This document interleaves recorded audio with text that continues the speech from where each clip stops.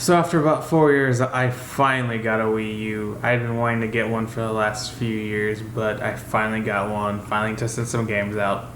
And my impressions of it are mostly positive. I really like this gamepad. When implemented well, this can add a new layer to the gameplay.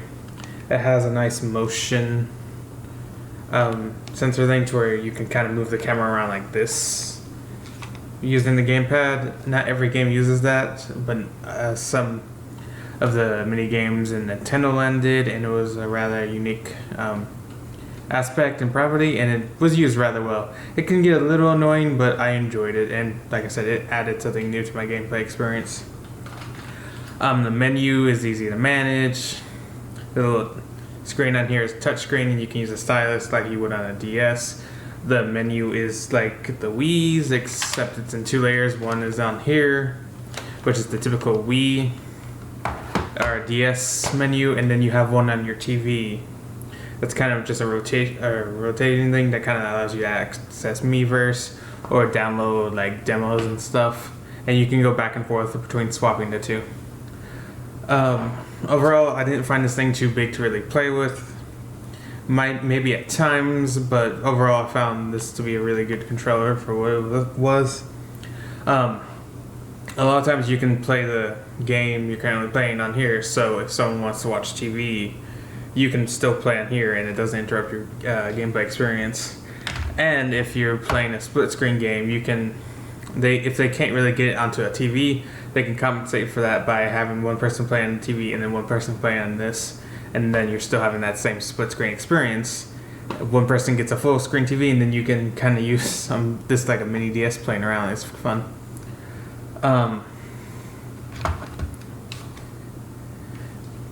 Flaws.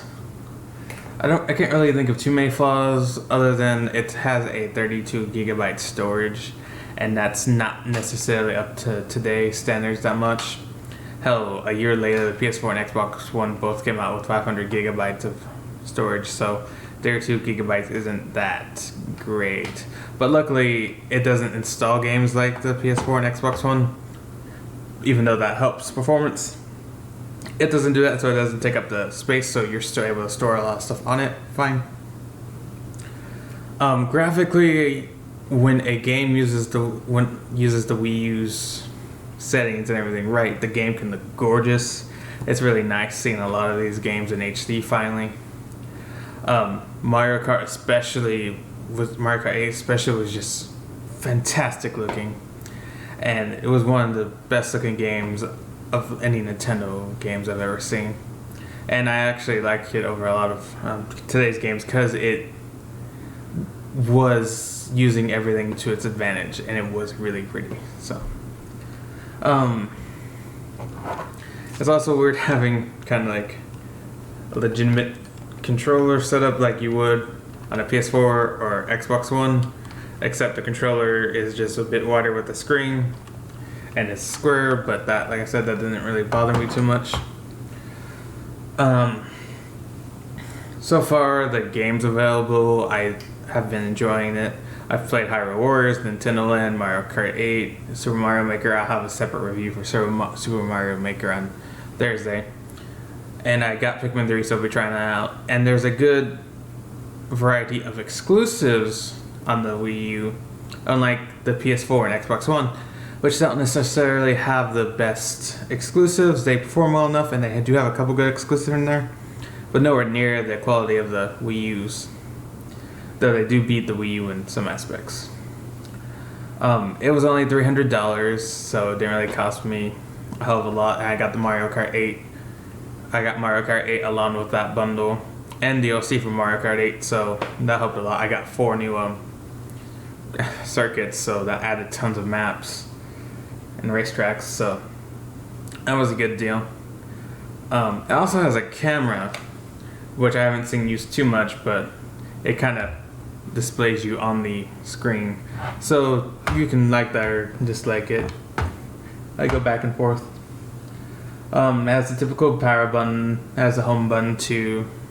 So unlike the PS4, you can't go back and forth between the main menu and the game. You have to, if you want to go to the menu, you have to close your program. So that's a bit of a drawback. But you can access stuff like Nintendo eShop, your internet browser, Miiverse while you're in the game, and there's no problem. You just have to hit the home button, and then you get a little bar at the bottom of that screen.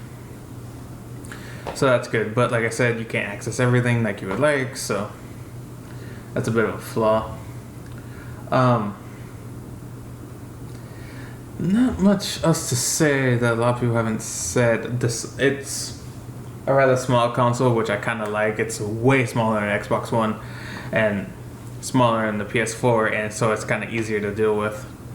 There are 2 chargers for it. This one, which is kind of a typical charger thing, I have plugged into my wall right now. It's a bit of a long cord, kind of like a laptop cable, but it works and you can use it while you have the gamepad. Unfortunately, the one where you can just set it down to charge on, which is this little stand right here, you can't use the Wii U while you're charging it on that. So that's a bit of a drawback. However, gamepads and Wii U controls or regular Wii U Pro controllers or Wii controllers work on this. You might need Wii Motion Plus for some games, but if you're wanting to multiplayer, you're gonna need, and you can't really find any Wii Pro controllers, your typical Wii controllers will work fine for the most part. You might just need some Wii Motion Plus, which I assume a lot of people have. I didn't, but I know lots of people who do. The Mii creator is actually kind of has more variety than a lot of games today for your Wii, so that was interesting.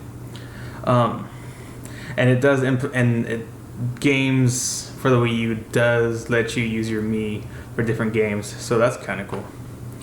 And Nintendo has also finally properly implemented the internet into one of their main consoles. I know it's been like going on for 4 years, but I finally got to see what Nintendo could do with the internet. So Super Mario Maker is one thing they can do, and it provides a plethora of content. I'll get into that more on Thursday. But I'm really glad they learned about the internet, because it makes accessing a lot of their stuff more easier. You can get updates finally, or a lot easier finally. My original Wii did not have an Ethernet port. This Wii U does, and I appreciate that. Also, they have more DLC, which some of it's appropriately priced, some of it's a little more expensive than I would like, but I enjoy that. And the best part about their online services, it's free. Kind of like PC, I know, but a console that's a good standard. It's free. It's not like you don't have to get PlayStation Plus, you don't have to get Xbox Live, you don't have to pay $10 a month to use an online service to access stuff, which doesn't make a lot of sense. It's free, so Smash you can play online for free. You can access Super Mario Maker games for free. You can upload them for free. People can come to Nintendo Land Park, and just a bunch of other games you can play online for free. And that is good in today's overall standards for that type of thing. Especially with Sony raising the price of PlayStation Plus, it makes Nintendo's stance on that all the more applause-worthy. So yeah. Other than that, however, I don't really have much else to say about the Wii U. Other than that, I would recommend it, especially if you like Nintendo and you like Nintendo properties. It's only $300, and a lot of the games you can find for cheap now. Some of the newer ones are still around $50, $60, so you have to wait for those. But things like Pikmin 3, Nintendo Land, and some of the HD remakes have dropped in price, so you can get those and have an overall fun time. And like I said, it has a good library, so you can take your time playing all these different games because you have a good variety. But other than that, nothing else to say, but I'll see you later.